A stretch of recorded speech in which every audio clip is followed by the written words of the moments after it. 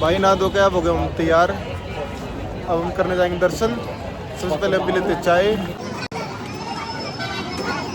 चाय पीने के बाद ही हम चलते भगवान के दर्शन को। भाई कल जो तुम दुखी हो गया था तो आज मैं आ गया पैदल।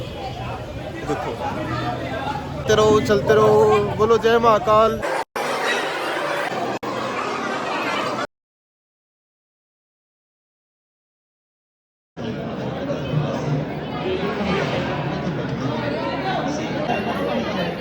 ओम पार्वती पते हरे हरे महादेव। भाई अभी आपको कराए मैंने महाकाल के दर्शन। अंदर फोन अलाउड नहीं था तो फोन निकाल नहीं सका, तो कैसे दर्शन हुए बताना जरूर। जय महाकाल, जय श्री महाकाल। भाइयों हम अभी यहाँ से दर्शन करके निकले हैं, मैंने आपको दिखाया है। और ये है महाकाल ज्योतिर्लिंग मंदिर। ये फर्स्ट फ्लोर पे दिख रहा है आपको, और सेकंड फ्लोर पे है ओमकारेश्वर मंदिर, और थर्ड फ्लोर पे है श्री नागचंद्रेश्वर मंदिर, जो कि सिर्फ नागपंचमी में खुलता है। अंदर तो फ़ोन अलाउड नहीं था, पर यहाँ फ़ोन अलाउड है, तो आपको दिखा देते चलते।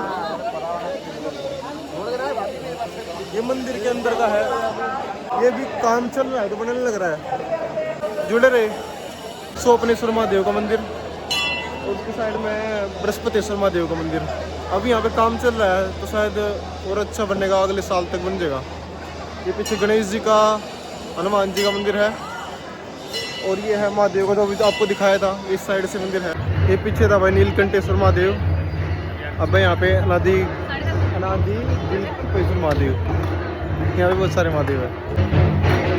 ये देखो भाई, अब आगे हम केदारेश्वर महादेव पे। ये महादेव के मंदिर है सारे अंदर। यह वृद्धकालेश्वर महादेव।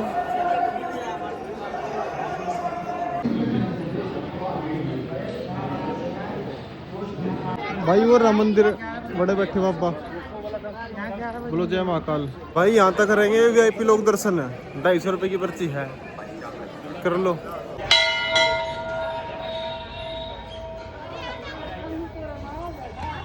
भाई हरसिद्धि माता पे प्रसाद चढ़ाया अभी। ये देखो रात ज़्यादा चहल पहल थी यहाँ, अब कम है।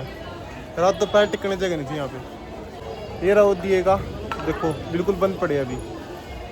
मतलब रात को यहाँ पे लोग 2 पुजारी आएंगे, ऊपर चढ़ेंगे वे, और ऊपर से दिए जलाते हुए नीचे आएंगे, और वो जलते रहेंगे।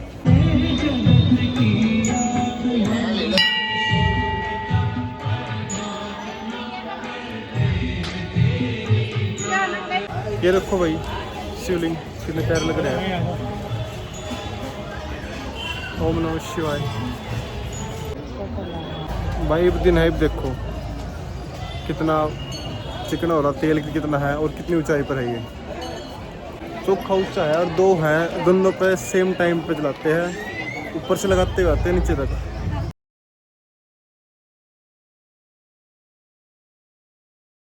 भाई पहुंच चुके हैं काल भैरव मंदिर। ये रहा पीछे, सारे बोलो अंगूर। ये देखो लंगूर।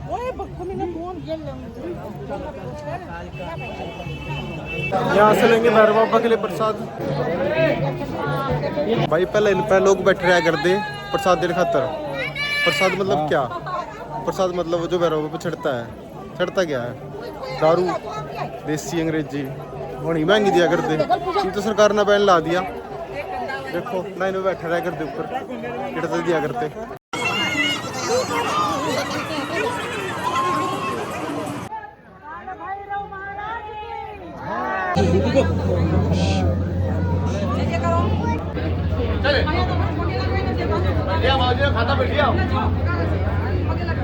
भाई अभी हमने कराया काल भैरव के दर्शन। इनके दर्शन करने जो होते हैं जरूरी। इंडिया में 12 ज्योतिर्लिंग है, और 12 के 12 के आसपास मतलब काल भैरव है जो उनकी रक्षा करते हैं। इसलिए अगर किसी भी ज्योतिर्लिंग की तुम मतलब पहले पूजा करोगे या फिर दर्शन करोगे तो काल भैरव के दर्शन करने जरूरी हो जाते हैं। थोड़ी बहुत नॉलेज है इसलिए बता रहा हूँ। काल भैरव के दर्शन के बाद अब चलेंगे मंगलनाथ मंदिर। भाई काल भैरव की एक बात तो है, प्रसाद चाहे 500 दुकान में किसी पता भी ले लो, जो खाली बचेगा ना वो किसी भी दुकान पे टेक दो, जरूर नहीं जहाँ से लिया था वहीं से, कहीं भी टेक दो वहीं पहुँच जाएगा जहाँ पे था। मतलब इनका तो कुछ होता हुआ मतलब प्रॉपर, अगर इस दुकान पे से लिया है तो किसी पे भी टेक दो, कोई दिक्कत नहीं है। हमने लिया एंट्री पे से था और जो वापस दिया है एग्जिट पे दिया है। भाई मंगलनाथ मंदिर में आ गया है। ये पूरे भारत में एक मंदिर है, यहाँ पे होती है कालसर दोष की पूजा। जितने भी दोष होते हैं ना, उनकी पूजा यहाँ पे होती है। भाई मंगलनाथ मंदिर में प्रसाद चढ़ाया है और उन्होंने दी है माला। घर में जिसे ज़्यादा गुस्सा आता हो वो से डाल देगा, पर मैं सोच रहा हूँ मेरे को तो गुस्सा आता ही नहीं, मेरे को क्यों करा दिए। भाई दिखाता हूँ तुम्हें राशि कितनी लगती है पूजा करवाने पर। देखो, भारतीय पूजा पूजन राशि 1100 रुपये, राशि 150 रुपये, कुल 1250। ध्यान से रखो, इस टोटल पैसे कितने रुपये लगते हैं। चलो भाई अब मैं दिखाता हूँ पूजा होती कहाँ पर है।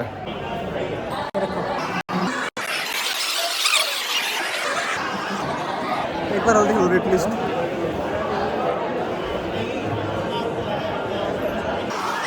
मंगलनाथ मंदिर में पूजा करने के बाद अब हम चलेंगे आश्रम में, जहाँ पे श्री कृष्ण ने और बलराम ने और सुदामा ने अपनी पढ़ाई पूरी करी थी।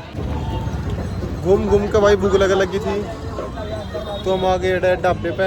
ये फेमस तो नहीं कह सकते, पर ये 2 ही ढाबे हैं। ये आश्रम के सामने 2 ही ढाबे है। देखो यहाँ खाना पिछली बार खाया था तो मतलब अजीब सा लग रहा था, तो इनको और देखा कैसा लग गया है। देखो भाई यहाँ का तरीका कैसे खाना खवाते हैं। ऐसे लाइन में बैठा देते हैं सबको और जब खाना खाते हैं। अब खाना भी दिखाएंगे आपको कैसा है।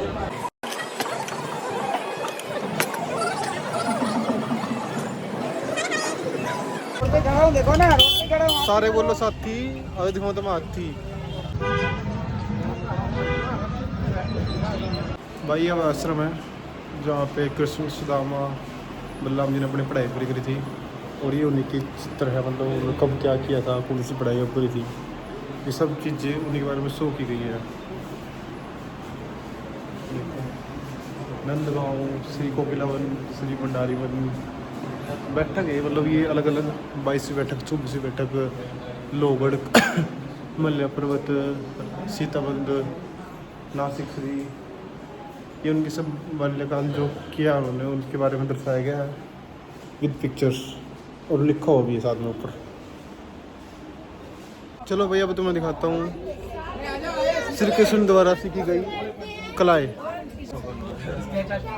यहाँ पे श्री कृष्ण जी ने सीखा था लिखना, खेलना, नृत्य, विशेष नृत्य और निकार, पुष्पांतरण यानी कि पुष्प अर्पित करना, उदकाघात यानी कि तैरना, और ये औषधि बनाना, और यहाँ पे फूल माला से माला बनाना। ऐसी ऐसी यहाँ पे भगवान ने 64 शिक्षा ली थी और उनकी सब का वर्णन इन सब चित्रों के माध्यम से कर रखा है। होता है गीता का उपदेश शुरू, गीता उपदेश। यो बैठा अर्जुन कुछ नहीं कर रहा जीव कृष्ण जिसको समझा रहे हैं। देखो ये समझा रहे कृष्ण जिसको, और ये हुआ यहाँ पे युद्ध चालू, ये दे दिया इसके हाथ में अस्त्र, ये हो गया युद्ध चालू, ये मार दिए और अपना इनका फिर हो गया केवल लग रहा है राजपाट उनका हो गया। उसके बाद चले गए वन में। और श्री कृष्ण जी कहते हैं अंतकाल में जो मुझे जानते हैं वो मुझे प्राप्त हो जाते हैं। ये रखो भाई श्री कृष्ण द्वारा सीखी गई 14 विद्याएं, आज दिखाता हूँ। पहली पुराण, दूसरी तर्क मीमांसा, 5वीं छठी कल्प धर्मशास्त्र, 7वीं निरुक्त, 8वीं ज्योतिष, फिर व्याकरण, फिर छंद, फिर शिक्षा, फिर आयुर्वेद, फिर संगीत, फिर यज्ञ, और अंत में इंद्र और इंद्र प्रधान, अग्नि प्रधान। यह श्री कृष्ण द्वारा सीखी गई 14 शिक्षाएं। भाई ये था सादीपानी आश्रम। अब हम चलेंगे भर्तृषि गुफा। भाई आगे भर्तृ गुफा पे हम दिखाएंगे आपको भर्तृ गुफा। भाई ये दीवारें देखो, दीवारें ऐसा लग रहा है तो लाल किले पे आ गया हो। रुको रुको, लाल किला नहीं है, गुफा है, गुफा वो भी बर्तरी की भाई।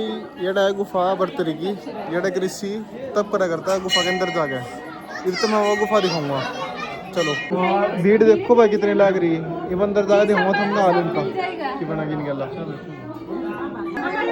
देखो भाई जान लग रही है अंदर, ये देखो भाई हम अंदर आ गए, हम अंदर आ गए, हम आ जाओ। येड़ा करा करते बर्तरी ऋषि अपनी तपस्या कितने नीचे है देखो, अभी तो और भी अंदर है। येड़ा बैठा करते भाई भगवान, ये बैठे, हम तो एक गए हैं यहाँ पे, पता तपस्या करा करते। अरे 12 साल तब किया राजा भर्तृहरि जी ने। भर्तृहरि जी ने 12 साल तप किया यहाँ पे। जब भी जाकर और सांस कैसे थी उनको? सांस कैसे थी उनको सांस? अरे सांस मुश्किल क्या, सांस और क्या लेन देन है? हाँ, सांस से क्या लेन देन? भगवान की भक्ति में चला जाता है, उसको सांस से इससे मुँह रखेगा तो कौन हो देगा वो। और आप भी यहीं बैठे रहो। हाँ, आप सुबह किस टाइम आते हो? यहाँ 6 बजे तक बैठना पड़ता है माता। शाम को। और सुबह किस टाइम बैठो? सुबह 6 बजे।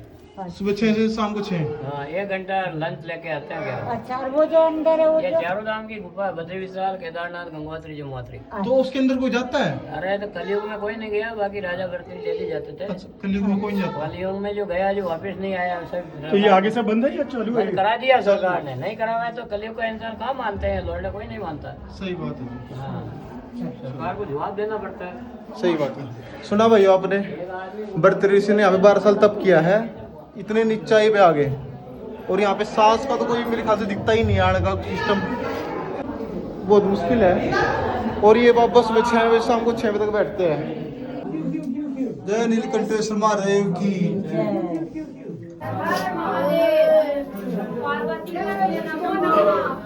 चलो, नमस्तोभ्याम, श्री शिवाय नमस्तोभ्याम, श्री शिवाय। भाई अभी तुम्हें भर्तृहरि ऋषि गुफा के दर्शन कराए, बाकी तुमने देख लिया था। आज भी तुम्हें पानी पियाऊंगा, पियाऊँ पानी पियाऊँ। कुछ जलन खोरी भी कहूँगे, तमिलनाडु में नहीं आ रहा मैं, बता भाई। ये तमिलनाडु में ही है और कहीं नहीं है पूरे भारत में, समझ रहे हो? Only in Tamil Nadu. जवाब बागी कई लोग इन्हें नकली बताऊंगे।